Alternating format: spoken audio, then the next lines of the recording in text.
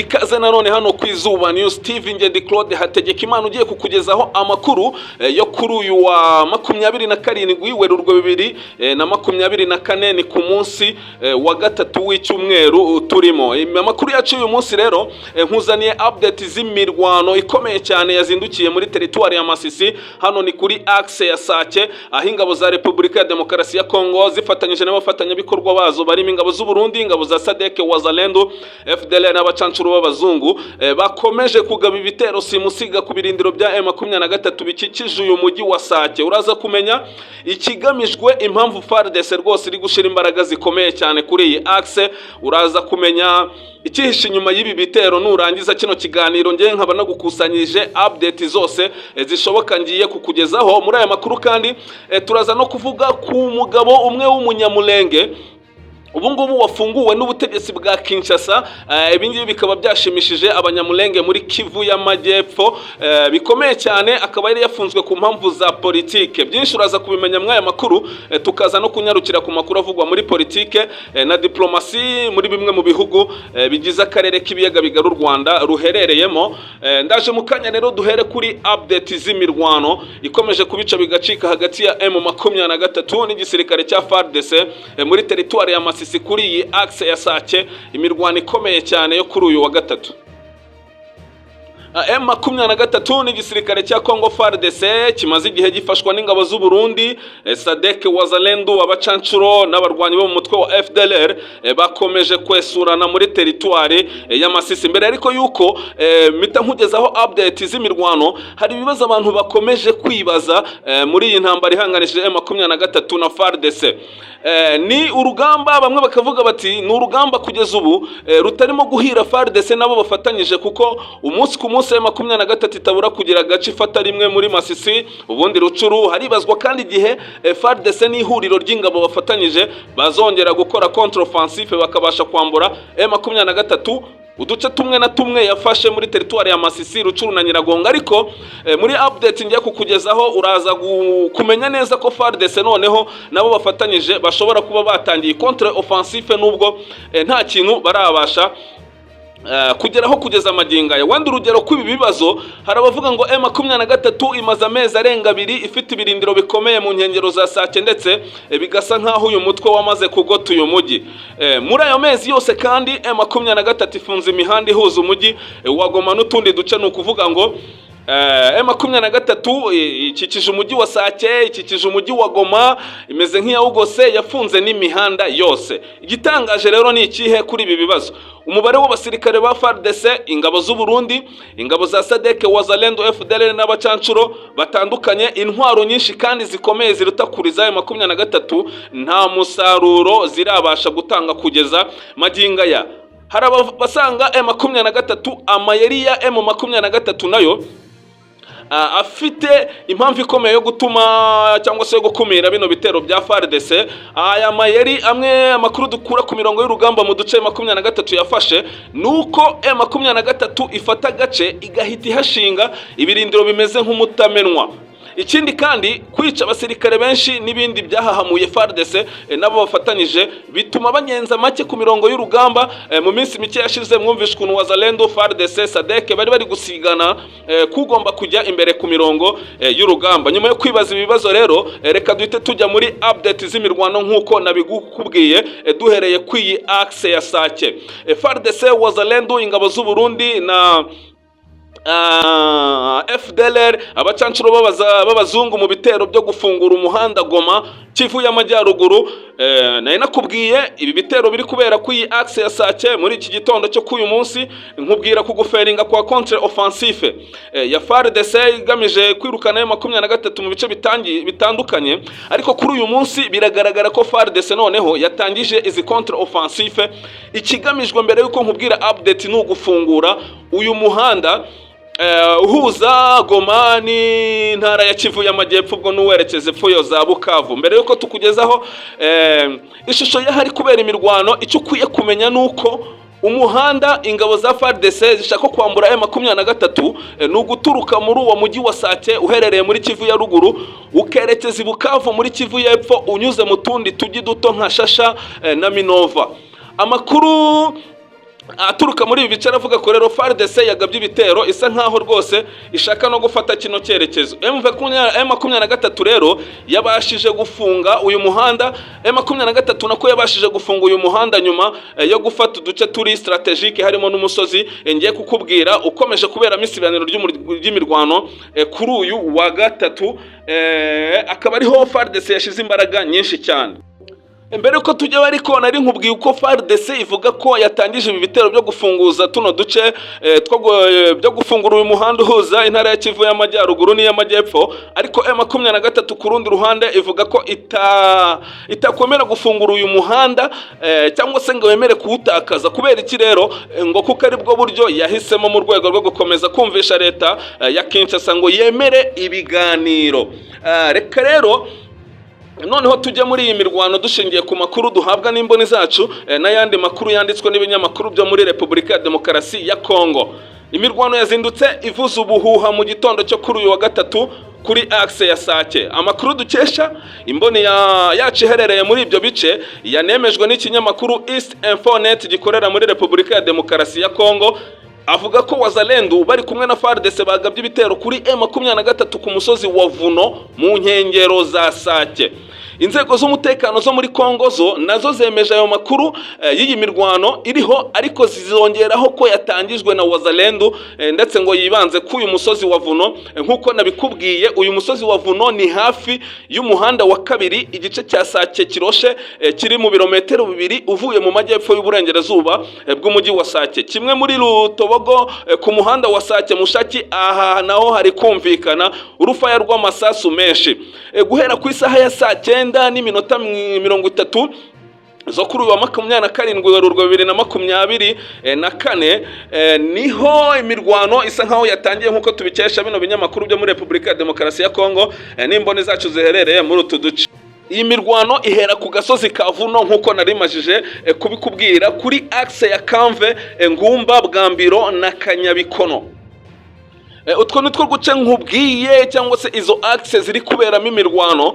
FARDC na Wazalendo bikavugwa ko aribo bayitangije, ariko kugeza ubu hinjemo n'ingabo z'u Burundi. Ingabo za SADC zo ziri gukoresha ibitwaro birasa mu ntera ndende. Ibi ni ibitwaro birasa amabombe birasa ku birindiro bya M23 biherereye muri utwo duce, mu gihe ingabo za FARDC, Wazalendo, ingabo z'u Burundi na FDLR bo bari kugaba ibitero banyuze ku butaka bakoresheje abasirikare barwanira ku butaka. Kugeza ubu ariko iyi mirwanira cyakomeje, ntago naza hano ngo mpite nkubwira ngo M23 yasubijwe inyuma cyangwa se FARDC yateye intambwe, kubera ko imirwano igikomeje, ahubwo nkakomeza kugucukumburira aya makuru nkaza kukubwira uko biri buze kugenda cyangwa se rezilita zirava mu iyi mirwano. Ikibazwa rero ni iki? FARDC irabasha gufungura umuhanda uhuza intara ya Kivu y'Amajyaruguru n'iy'Amajyepfo nkuko yabyiyemeje. M23 se yo iraza kwemera gutakaza uyu muhanda nkuko yabigaragaje haruguru yuko itakwemera kurekura kugira ngo ikomeze kotsa igitutu guverinoma ya Kongo. Ndakomeza kugukurikiranira iby'aya makuru nkaza kukubwira rezilita zayavuyemo. Ku rundi ruhande ariko kuri axe ya Kiuli Kimoka ibintu bisa nkaho bituje, keretse hagize ibihinduka, dore ko imirwano burya ahanini irahindagurika buri kanya. Ushobora kumva aka kanya ngo imirwano iri kubarizwa aha haratekanye, ariko mu kandi kanya ukumva ngo naho yahageze. Nkuko nari mbikubwiye rero kuri axe ya Kiuli na Kimoka ibintu bisa nkaho bituje, keretse hagize ibihinduka nkuko nabikubwiye.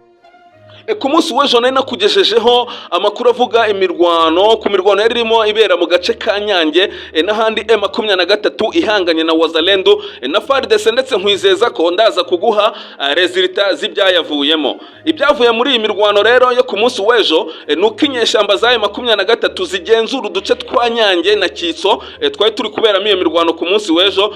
Twari ibirindiro bikuru by'abarwanyi ba FDLR na Mayimayi abazungu. Ubwo nukuvuga ku munsi ejo muri iyo mirwano nari nayikugejejeho hano ku Izuba News TV, nkubwira ko ndaguha rezilita, ariko rezilita nizo nuko zaje kurangira M23 wayigaruriye kano gace ka Nyange na Kitso ikambuye aba barwanyi ba FDLR na Mayimayi abazungu bari barakagize ibirindiro byabo bikomeye cyane. Byagenze gute rero kugira umutwe wa 23 ari ugenzura uduce twa Kiso na Nyange muri teritwari ya Masisi nyuma yo gutsinda ingabo za FARDC, ingabo z'u Burundi, FDLR na Maimai abazungu. Abinyujije ku rukuta rwa Twitter, umuvugizi wa 23 mu bya politike bwana Lawrence Kanyuka yatangaje ko imirwano yongeye kubura muri Masisi mu bice bitandukanye. Bwana Kanyuka kandi yavuze ko ibitero byibasiye uduce turimo abasivile benshi. Uko ibitero byari byifashe n'ababitangije nkuko nabikubwiye. Umwe mu bayobozi ba societe civile utashatse kuvuga amazina ye yabwiye imboni yacu ko M23 yagabweho ibitero abateye barimo ingabo za FARDC, iz'u Burundi, FDLR na Maimai izwi nka ASNDH abazungu, ikuriwe na General Jean-Marie Vianney Nyamuganya. Uyu muyobozi wirinze ko amazina ye atangazwa yavuze ko umutwe wa M23 wirukanye ingabo za FARDC n'abafatanyije, bamwe bakaba bahungiye ahitwa Ikinyana. Nyuma yo gufata utuduce, ubu M23 iri kwagurira imirwano hehe, bihagaze bite?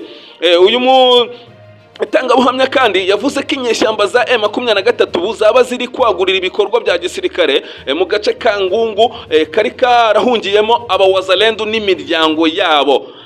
FDLR rero nanone ikomeje kwibasirwa bikomeye na M23 muri utu duce.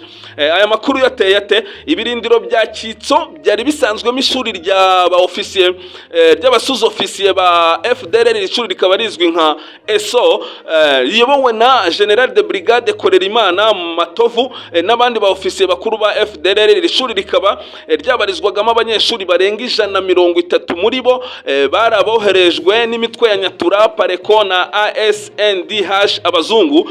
Gusa twashatse kumenya icyo uruhande rwa Nyatura abazungu ruvuga kuri iyo mirwano. Duhamagaza umwe mu bavugizi wabo wizwi nka Serugendo, niyitaba telefone kugeza ubwo twandikaga iyi nkuru yanze kuyitaba. Agace ka Masisi kwe kumenya nuko gakomeje kubamo isibaniro ry'imirwano cyane hagati ya 23 na FARDC ifatanyije na wazalendo. Abasesenguzi mu bya politike bakavuga ko mu gihe 23 yakwigarurira teritwari ya Masisi yose ari ikimenyetso cy'insinzi ikomeye cyane ku rugamba rwa Masisi. Kuba rwatinze ari uko abaturage benshi baho bafite abana mu mitwe ya Nyatura na FDLR, umutwe wamunzwe n'ingengabitekerezo ya jenoside nkuko ubishinjwa n'ubutegetsi bw'u Rwanda n'umutwe wa M23. Kuri uyu 27 rero Alliance Fleuve Congo nayo yasohoye ubutumwa bukomeye cyane. Alliance Fleuve Congo ubu ngubu irimo na M23 yagize ikivuga ku binyuze mu butumwa yasohoye kuri uyu 27 Werurwe. Izi nyandiko zagiye hanze nyuma yuko ku munsi w'ejo hashize tariki ya 26 Werurwe 2024 ihuriro ry'ingabo za guverinoma ya Kinshasa, FDLR, FARDC, ingabo z'u Burundi, wazalendo na SADC bari bongeye kugaba ibitero mu bice byo muri teritwari ya Masisi mu ntara ya Kivu y'Amajyaruguru. M23 mu itangazo yavuze ko ikondana cyane ihuriro ry'ingabo za FARDC mu kurasa amabombe menshi ndetse ngikayarasa mu duce turimo abasivile hano mu gace ka Nyange na Kitso. M23 ikagaya cyane imiryango mpuzamahanga kubikomeje kureberera, ariko ikavuga ko itazarebera ahubwo izakomeza kurwana ku baturage. M23 cyangwa se Alliance Fleuve Congo yavuze impamvu yo kurasa za bombe nyinshi muri Nyange na Gitovu bikozwe na FARDC n'ihuriro ry'ingabo bafatanyije. Iyi mpamvu igaragazwa na Alliance Fleuve Congo ni yihe? Kuki FARDC, wazalendo, ingabo z'u Burundi, SADC ngo bari kurasa cyane muri utu duce M23 yafashe ku munsi w'ejo ari two Nyange na Kitso? Ni ibitero byavuzwe ko byibasiye abasivile baturiye uduce twa Nyange na Gatovu, kandi ko ibyo bice ari bituwe n'abaturage bo mu bwoko bw'abatutsi, bikaba biri mu byatumye biraswamo cyane hakoreshejwe imbunda ziberemereye, niko M23 yo ibitangaza. Tugikomeje n'aya makuru y'imirwano iri kubera mu burasirazuba bwa Kongo, tuvuye kuri izi update nuko intambara iri kubera mu burasirazuba bwa Sake ikomeje kubera, cyangwa se kano gace ka Sake gakomeje kuberamo isibaniro, ngo niho leta isa nkaho yaciye umurongo ku mutwe wa M23 kugira ngo ntuharenge, ariko M23 nayo igaca undi murongo ngo FARDC cyangwa se leta ya Kinshasa ntibashe kujya mu bindi bice biri muri teritwari ya Masisi M23 yafashe. Ikinyamakuru BBC rero kikibaza ibibazo bitandukanye ngiye kukugezaho mu kanya. Iki kinyamakuru BBC cyanditse ko mu ntangiriro z'ukwezi gushize Corneille Nangaa ukuriye ihuriro Alliance Fleuve Congo rifite umutwe wa M23 yagaragaye ku mashusho avuga ko avuga ati ingabo zanjye zafashe Shasha kandi zizengurutse Sake. Kuva icyo gihe M23 ntirabasha gufata centre ya Sake, ubwo no kuva icyo gihe Corneille Nangaa atangaje ibyo M23 ntirongera gufata centre ya Sake cyangwa se ngo ifate za Bambiro ikomeze Goma. Bivuga ko FARDC ariho yashize umurongo utukura cyangwa se ntarenga. Kuva icyo gihe iyi centre yakomeje kubisibaniro ry'impande zirimo kurwana mu burasirazuba bwa Kongo hakoreshejwe cyane cyane kurasana ibitwaro bya muzinga. Kuva mu gitondo cya kare cyo kuri wa gatatu nkuko nabikubwiye, imirwano yongeye kubura ku misozi ikikije Sake n'inkengero zayo nkuko amakuru agera ku Izuba News TV abivuga kandi nkuko nabikubwiye haruka. Kibazo rero iki kinyamakuru BBC kibaza cyane kiragira kiti kuki M23 idafata Sake nkuko yafashe ahandi.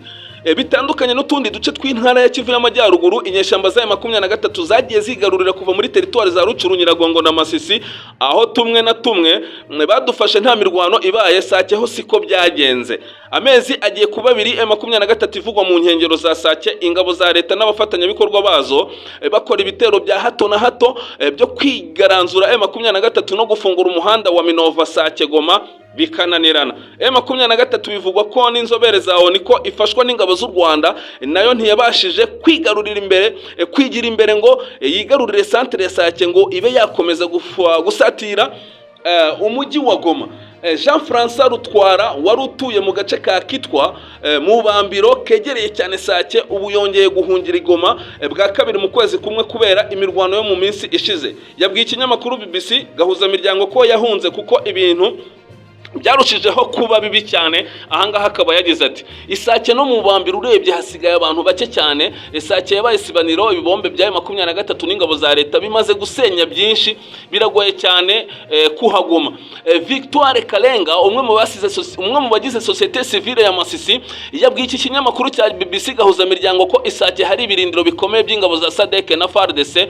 Aha akaba yagize ati M23 ntizoroherwa no gutsinsura abasirikare benshi ba SADC na FARDC n'intwaro zabo bari Sake no mu Bambiro. Karenga yongera hati urebye biyemeje kurindira umujyi wa Goma mu bice biwukikije ngo M23 itazawinjiramo. Mu mpera z'umwaka ushize ubwo M23 yarimo yigarurira uturere isatira Goma, Perezida Tshisekedi yasezeranyije abatuye uyu mujyi ko Goma itazigera na rimwe ifatwa n'uyu mujyi wa M23. Igoma rero ho byifashe bite amakuru ameze ate? Nkuko tubikesha iki kinyamakuru BBC ngigoma byifashe nabi cyane.